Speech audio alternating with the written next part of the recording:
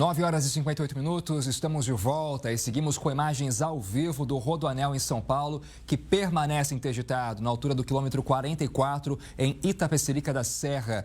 Você vê aqui uma ocorrência que mobiliza diversas equipes, tanto a polícia, o GAT, equipes de resgate da concessionária que administra a via, mobilizadas para retirar esse motorista que por mais de 5 horas ficou preso à cabine de um caminhão e não por conta de um acidente. Esse motorista estava ao lado de um dispositivo que pode ser uma bomba. E essa ameaça de bomba é o que ainda interdita os 2 trechos do Rodoanel, uma das principais rodovias do país. Imagem dividida quando você acompanha o momento em que o agente do GAT se aproximou da cabine do caminhão para fazer o resgate desse motorista que já estava ali há horas esperando socorro. A gente até comentou aqui mais cedo, né, que existe a possibilidade de que durante esse período em que o motorista esteve dentro da cabine, que ele estivesse em contato com alguma autoridade, seja um policial. Às vezes a polícia, inclusive, coloca psicólogos ali no telefone para conseguir conversar com a vítima. Em situação de sequestro, isso é muito comum, né? Porque a polícia precisa manter a vítima ali em contato, justamente para dar orientações e tentar tranquilizá-la de alguma forma numa ocorrência como essa, né? Esse homem tinha ali toda a tensão envolvida de, primeiro, ter sido sequestrado e deixado preso na própria cabine do caminhão ao lado de um dispositivo que pudesse explodir a qualquer momento, né? Há pouco eu falava aqui para você que além, claro, você sabe disso, né? Que além da gente estar ao vivo na TV aberta, TV a cabo, enfim, a gente também está ao vivo no YouTube. Então tem muita gente, né, que está presa nos veículos porque seguiam aí pelo Rodoanel e foram pegos de surpresa com essa ocorrência. E muita gente acompanhando aqui, assistindo de dentro dos carros a programação da Record News para também acompanhar as informações que chegam em tempo real. E tem, claro, gente do Brasil todo comentando essa ocorrência lá no chat do YouTube. Então, se você for lá no YouTube, você pode deixar ali o seu comentário também, que a gente vai trazendo aqui ao longo dessa cobertura. Eu quero que, por exemplo, Sônia, o Pedro Vortex está fazendo uma pergunta que é muito interessante. O caminhão não tem nenhuma câmera? Geralmente tem. Geralmente essas empresas, elas colocam câmeras ali dentro do caminhão para...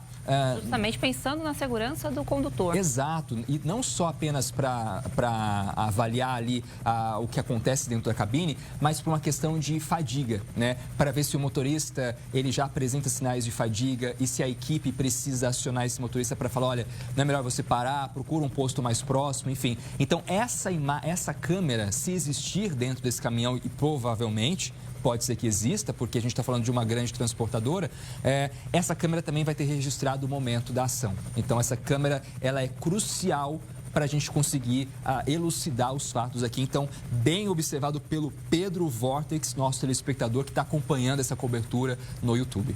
Muito bem observado, Pedro, e levanta um ponto importante, Jonathan, porque a gente está acompanhando o desdobramento da ocorrência, inclusive os 2 agentes do GAT agora deixam a cabine mais uma vez, né? Eles já entraram ali na cabine por mais de 5 vezes e agora mais uma vez deixam a cabine levando uma caixa, né? A gente não sabe o que contém nessa caixa que um deles carrega, se pode ser ali o artefato ou não, se é somente um equipamento, né? A gente, é claro, vai acompanhando isso e conta também com a colaboração de especialistas para ir decifrando para a gente esse trabalho importantíssimo do GAT que acontece nesta manhã de quarta-feira, mas depois da ocorrência finalizada, desvendada, ali finalizada, o motorista já está em segurança. Isso a gente reforça sempre, que é um ponto crucial. O motorista foi retirado da cabine em segurança e agora os agentes também saíram da cabine desse caminhão em segurança, são ali amparados por outros agentes, né? Fazem agora a remoção do capacete de um deles.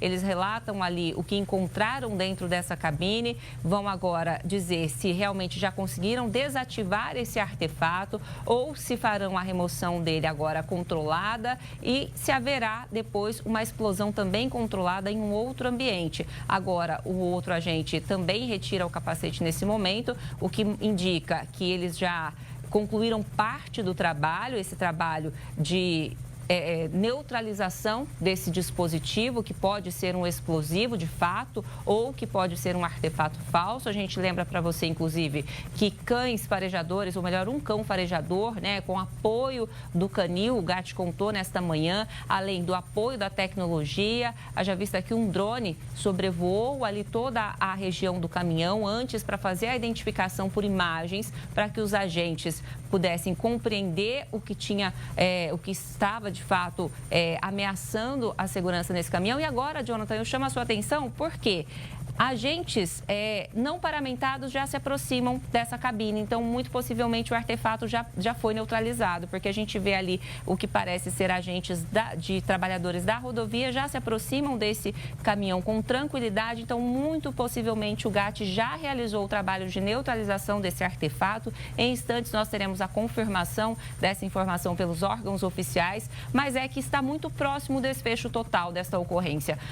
O trânsito pode ser liberado em instantes, Jonathan, porque profissionais da rodovia já se aproximam ali da cabine do caminhão, o que indica que já não há risco para essas pessoas estarem tão próximas. Então, o trânsito já começa a fluir na pista contrária. Então, o GAT, felizmente, realizou mais este trabalho com sucesso, a vítima em segurança, os profissionais em segurança e esse dispositivo neutralizado. E agora, ufa, vida normal para quem passou horas de terror e pânico nesta manhã. Jonathan. Exato, Sônia, 10 horas e 4 minutos. Então, acompanhando essas imagens ao vivo das nossas equipes também, o desfecho dessa história, o que então sinalizaria que de fato era um dispositivo falso dentro desse caminhão. Esse dispositivo não explodiu. A gente ainda precisa agora, inclusive, ou foi neutralizado ou foi desarmado pelos agentes do GAT. Inclusive, há uma expectativa de que as equipes do GAT deem uma coletiva de imprensa para trazer detalhes dessa ocorrência. A gente vai, claro,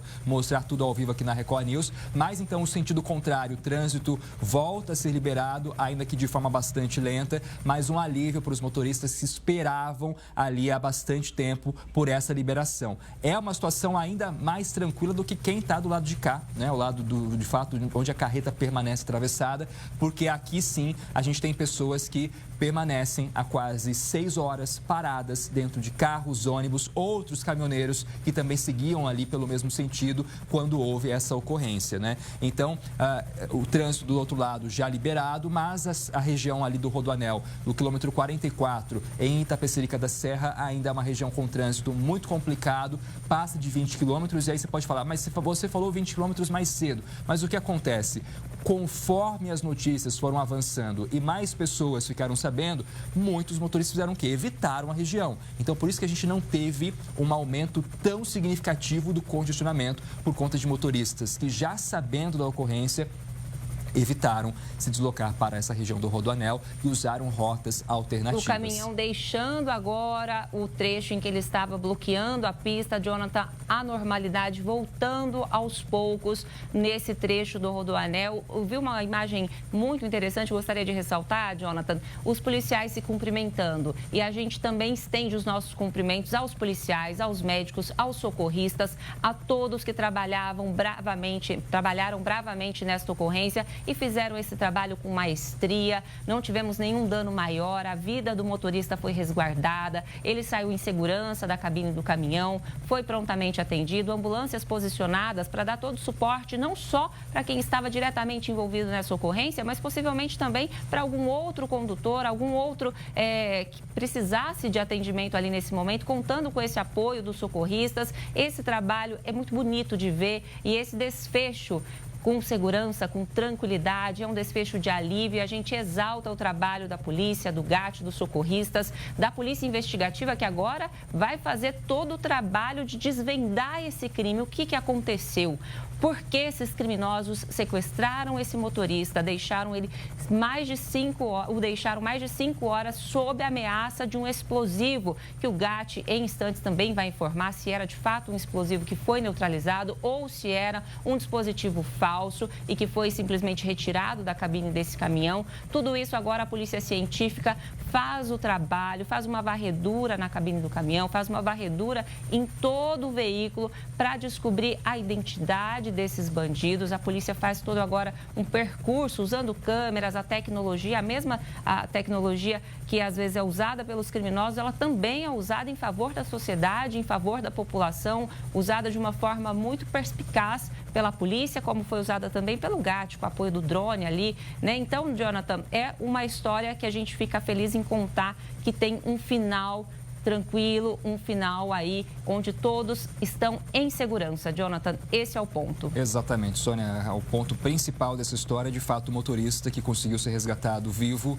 né, recebe os atendimentos agora. Aparentemente não foi ferido por esses criminosos, ou que havia, inclusive, uma suspeita de que ele pudesse ter sido ferido nessa ação ou não. E essa imagem também é muito interessante, porque, geralmente, os motociclistas são os primeiros, né, quando há uma interdição, a encontrar rotas alternativas ali e não ficar presos no trânsito, mas até mesmo quem estava de moto dirigindo pelo Rodoanel precisou esperar, e agora são os primeiros aí, né? Conseguiram aí cruzar, fazer ali ir pelo corredor, e são os primeiros a esperar essa liberação do trecho, né? Para seguir adiante.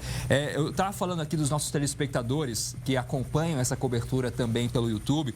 O Durval disse que, eu tô aqui parado no Rodoanel esperando liberar. Então, Durval é uma das pessoas que foi prejudicada, foi afetada por essa paralisação, por essa ocorrência, na verdade, desde a madrugada desta quarta-feira. Tem a Simone Freire dizendo o seguinte: olha, meu irmão tá aí no ônibus, parado. Então, o irmão da Simone, que estava no ônibus, está, na verdade, no ônibus também parado. Ou seja, Sônia, isso aqui traz reflexos para muita gente, porque às vezes você tem uma pessoa que ia para uma outra rodoviária para pegar um outro ônibus. Exatamente, atendimento médico, pessoa que tinha uma cirurgia marcada, tinha uma consulta médica marcada e não conseguiu chegar.